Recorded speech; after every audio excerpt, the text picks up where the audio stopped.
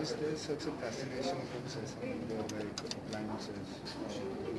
Where does it come from? I see it's not something that just happened out of the blue. It's something that's a few dedicated people have worked to, have dedicated their lives to do. To develop chess for the blind in India, and it requires a few individuals to devote their life to it, but it also requires organisation. And I think this is the genius of Charudatta Jadhav. I mean, he was a top player himself, as he says in the film. He kind of stopped playing because he kind of looked behind and there was nobody following. So there was a sense of almost like you know, a kind of, well, there was a vacuum, but there was a sense of a duty. He's in that sense a kind of a Nehruvian, Gandhian sense of it's your duty to society to give something back. And so what he gave back was, you know, the experience that he had of the empowering nature of chess for him as a blind person. He wanted others to experience that. So he stopped. He stopped his own career, and he said, okay, that's just about me, but I can achieve so much more for others. So he started to develop an organisation here called the All India Chess Federation for the Blind, and he's got people involved in that. And they've been going now, I don't know how long they've been going, but they've been going for a few years, and they essentially created an infrastructure based on competitions in different parts of India, which gives a focus for these kids to, you know, gives them an incentive and a focus to practice chess and come and compete against other players. So I think it's not something, I mean, India emerged as a leading nation in chess for the blind now, but that's not because of numbers. It's not just because there's more blind people in India, it's because of organisation and dedication from a few people that's kind of channeled all of that energy into something that's clearly working. India is now making an impact on the global stage. So, like basically when you're researching and like you're trying to bring out the world of the blind chess, so like take you to a lot of places, a lot of people, a lot of things which you couldn't show. Like you said that there is so much of footage you couldn't show. So like, what were your discoveries and findings? Like, I'm sure you couldn't put everything. Sure. I mean, we shot for 3 years. We had 260 hours of footage. There were whole, you know, there were whole tournaments that we went to in different parts of India that just didn't even make the rough cut, let alone the fine cut.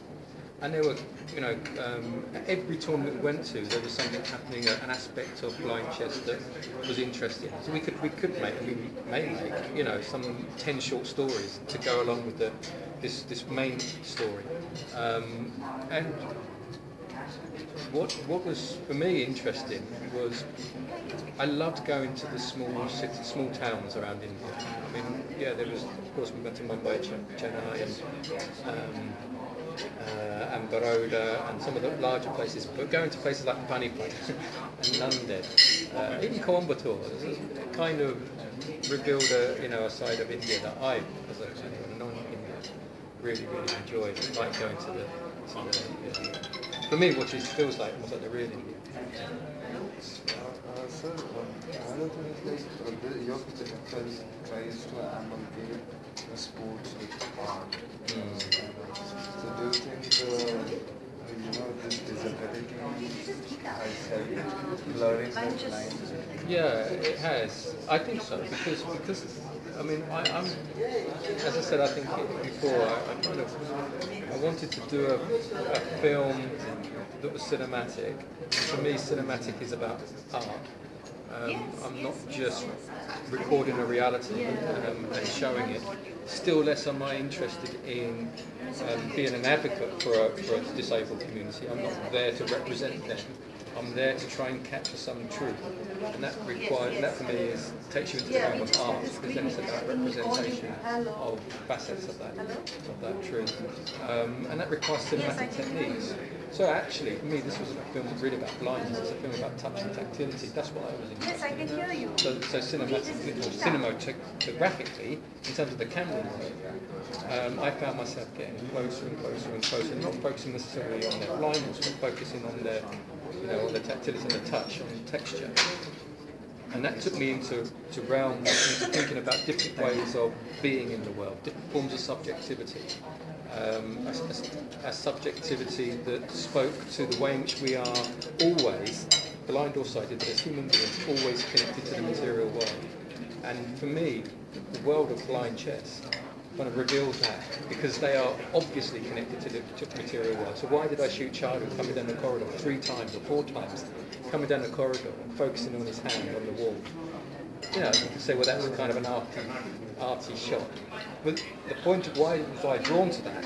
I was drawn to that because it revealed the way in which we are all kind of part of the material world, connected to it. When sighted people walk down corridors, they navigate, they go down the gaps. When blind people walk down corridors, they hug the sides. So I think that was, for me, interesting. See, you critic many documentaries and Spirit of Olympism. Okay. You read that? This is You staying? Yeah, we want. He's got lots of. How many more?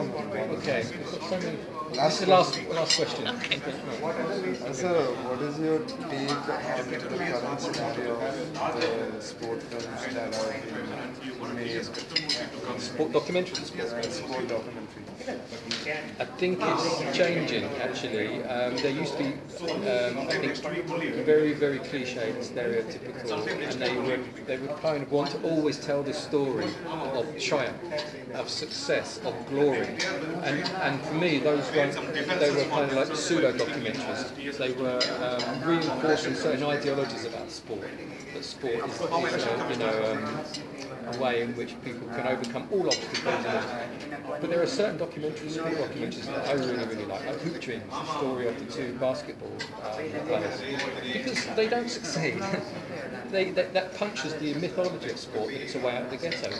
So have you seen the other Dream Team? The one on Lithuanian basketball? Yeah, so I think there's an alternative to traditional sport films which kind of engage and puncture this ideology of sport as a means out of the ghetto or as a tool.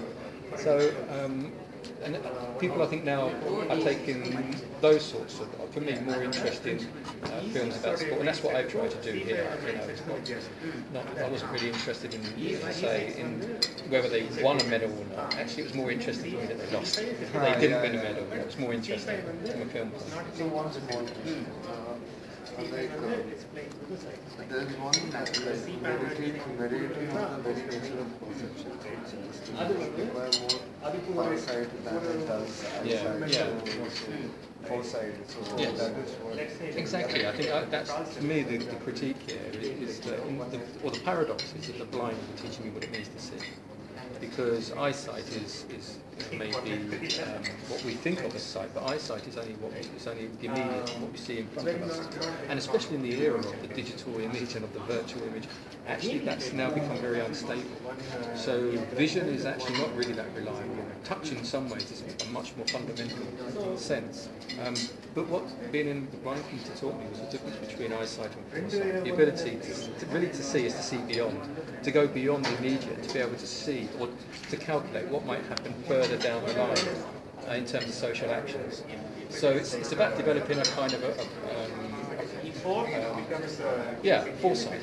It's about developing, not acting impulsively, not acting out of emotion, but just kind of patiently considering the situation and think, how might things develop?